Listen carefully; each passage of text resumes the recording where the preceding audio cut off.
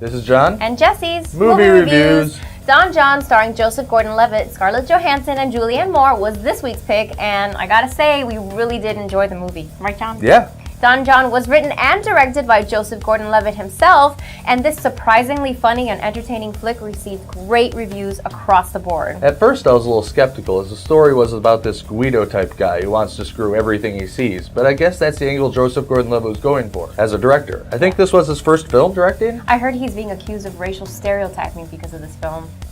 Anyway, he was a stereotypical Jersey guy who watched a lot of porn and had false expectations of reality, his love life, everything. Needless to say, he was very misunderstood. He was very addicted to porn. Yeah, the story of John started out very one-sided. One-track-minded. Yeah, but even before the movie started, the trailer had mentioned the few things in John's life he truly cared about. Jim, his family, his boys, his girls, and porn. Don't forget his pad. He liked to keep his apartment very, very clean. Yeah, the first half of the movie makes you realize that he's actually quite OCD about the few things he mentioned he cares for.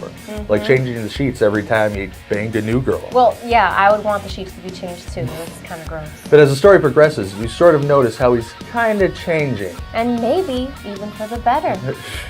Along the way, he meets Scarlett Johansson and Julianne Moore, who sort of mold him. Well, yeah, I mean, when you have a super hot and sexy girlfriend like Scarlett Johansson, you'd pretty much be willing to mold into whomever Barbara Sugarman wanted.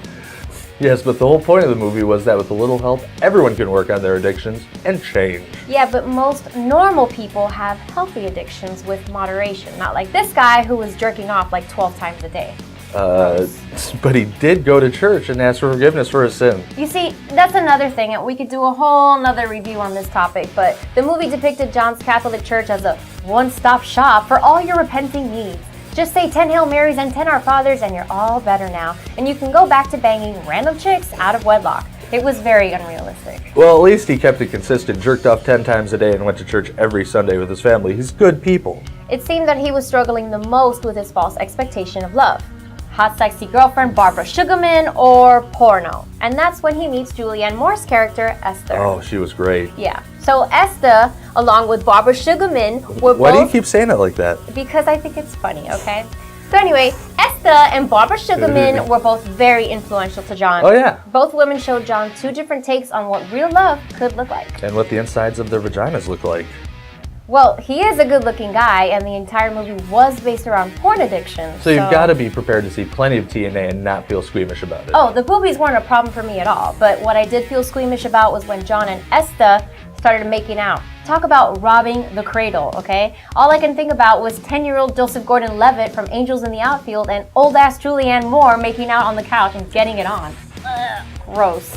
He was also in 500 Days of Summer. But anyway, this was his first film he directed, and we both thought he did a great job. Yes, Don John was pretty good, though I really didn't want to see a movie that reminded me of the jerks I went to high school with. But, you know, I gave it a shot, and I'm glad I did. Yeah, me too. It was a great movie. It kind of reminded me of a more lighthearted version of that movie with Michael Fassbender that came out a couple years ago. You mean Shame? Yes. Shame. Yeah.